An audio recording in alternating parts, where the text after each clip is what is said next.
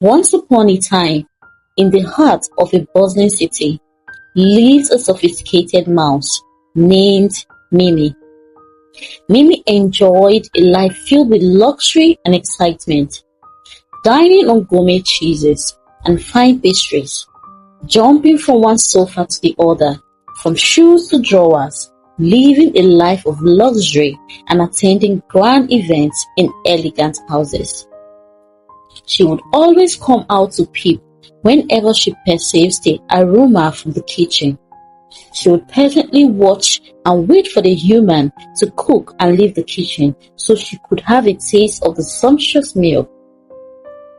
However, despite the abundance and thrill of city life, Mimi began to feel weary of the constant noise, the never-ending bustle, and the perpetual danger that came with it.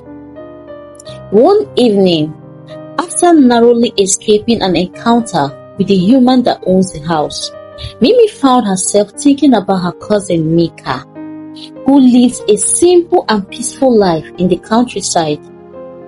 Desiring a change of pace, she decided to visit Mika and experience the tranquility of the forest for herself. Mimi packed her finest cheeses and pastries and set off on her journey. She traveled through fields and meadows until she reached Mika's humble burrow beneath the towering oak tree. Mika greeted Mimi with open arms and a warm smile. "Welcome, cousin. I'm so glad you decided to visit," Mika said. As they settled in, Mika decided to prepare Mimi for the reality of country life. "Mimi," he began, "while you are here, you must be cautious. When we eat, always look up to watch for hawks and look down to watch for snakes. And keep your ears open for the sound of my flute. If I play it, it means danger is near." Mimi, though appreciative of Mika's concern, couldn't help but find his warnings a bit excessive. "Don't worry, cousin, I'll be fine," she said, waving off his advice. The next day, Mika took Mimi on a tour of the forest, showing her his favorite spots and introducing her to his woodland friends. They enjoyed a simple yet satisfying meal of fresh berries, watermelon, and nuts. Mimi, though initially skeptical, began to appreciate the natural flavors and the peaceful surroundings. However, as they were dining, Mika decided to go to the other side to roast some yams. Mimi's mind wandered and she forgot Mika's warnings. She was so engrossed in the meal that she didn't notice the shadow of a hawk circling overhead. Mika, always vigilant, saw the danger and quickly played a sharp urgent note on his flute. Mimi looked up just in time to see the hawk diving towards her. In a split second, Mika leapt into action. He grabbed Mimi and pulled her out of the hawk's path, running as fast as his little legs could carry him. They barely made it to the safety of Mika's burrow, the hawk's talons grazing Mimi's tail. Once inside, Mimi trembled with fear. "I didn't realize the countryside could be so dangerous," she admitted. That night, as they sat by the fire, Mimi couldn't shake the fear of being snatched by a predator. She decided it was best to return to the city, where, despite the dangers, she felt more in control. "Mika, I think I should go back to the city. But would you come with me? You should see what city life is like." Mika agreed, curious to see the life Mimi spoke so highly of. They set off the next morning, and after a long journey, they arrived at Mimi's elegant farmhouse. Mimi greeted Mika with open arms and a hearty laugh. "Welcome, cousin. Prepare to be amazed by the grandeur of city living," she exclaimed. Mika, though overwhelmed, was eager to see what his cousin had in store. Mimi led Mika to her lavish pantry, which was stocked with all sorts of gourmet delights: 8 cheeses, fresh bread, and exotic fruits. Mika's eyes widened in astonishment. Mika was amazed by the opulence and the variety of foods laid out in the pantry. Mimi took great pride in showing Mika around. They danced around the kitchen and enjoyed a lavish feast. They sat down to a sumptuous meal, with Mimi regaling Mika with tales of city adventures and high society soirees. But Mimi advised Mika, saying, "You must be careful around here. Danger can come at any time. Be very vigilant and ready to run anytime at the slightest sound. Trust nothing around here. Sniff the food before you eat. Look before you leap. There are traps everywhere." Upon hearing this, Mika became worried, but replied, "I'll be fine." Later, Mimi decided to take Mika to one of the city's finest restaurants. As they entered the grand establishment, Mimi whispered, "Mika, always sniff your food before eating. Some of it may contain rodenticides." Mika nodded, grateful for the warnings. They enjoyed a variety of exquisite dishes, savoring every bite. However, when they reached a particular plate, Mimi sniffed it carefully and froze. "Don't touch this one, Mika," she warned. "It contains rodenticides." Mika's eyes widened with fear. They quickly left the restaurant, Mika shaken by the close call. "The city can be just as dangerous as the countryside," he remarked. Mimi then took Mika to a birthday party, promising an evening of fun and delicious food. The party was filled with colorful decorations, and the tables were laden with juices, cakes, and all sorts of treats. "Enjoy yourself, but always stay alert. There are traps around," Mimi cautioned. Mika was initially cautious, but the excitement of the party soon overwhelmed him. He indulged in cakes and juices, losing himself in the fun. In his excitement, he didn't notice a rat trap hidden near the dessert table. With a loud snap, Mika found himself caught in the trap with his leg injured. Mimi rushed to his aid, freeing him from the trap and carrying him on her back.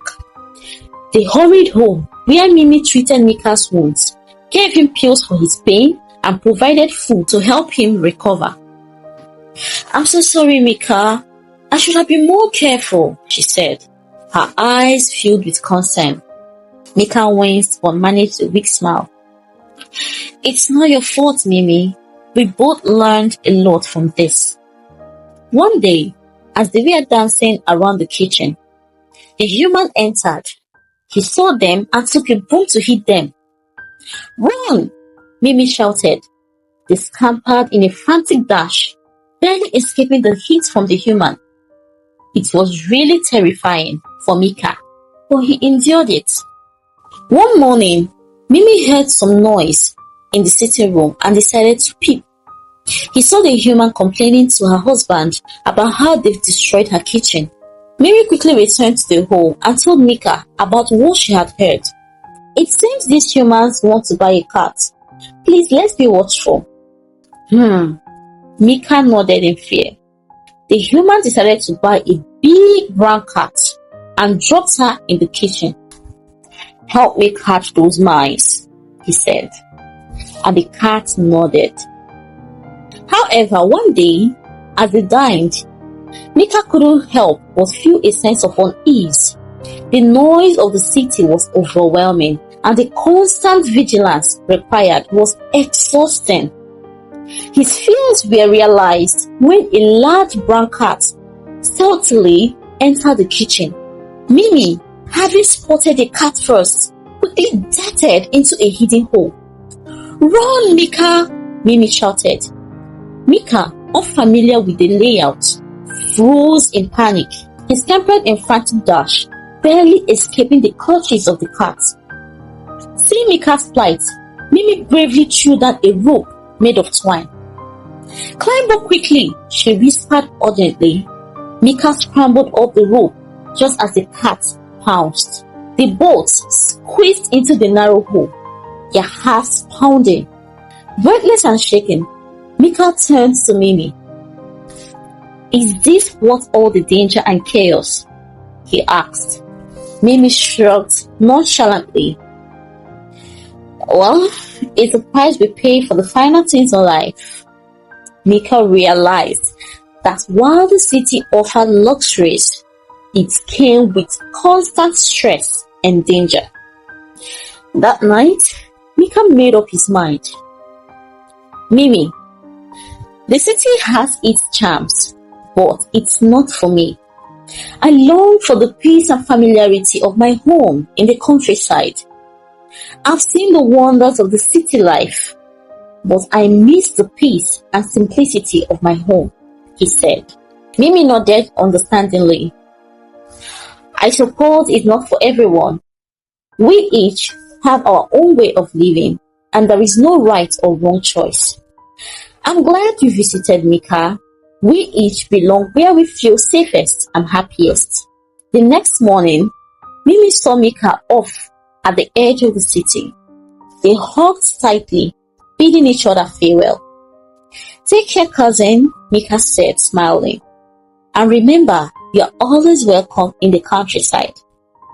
"And you, Mika, are always welcome here in the city, and I'll miss you," Mimi replied with tears rolling down her cheeks. Mika made his way back to the countryside, appreciating the calm and quiet more than ever before. He settled back into his burrow, savoring the fresh air and the gentle rustling of leaves. His simple meals of acorns and berries now felt like a feast, free from fear and chaos of the city. Mimi returned to the bustling city life with a newfound appreciation for both her own lifestyle and the simpler joys she had discovered in the countryside.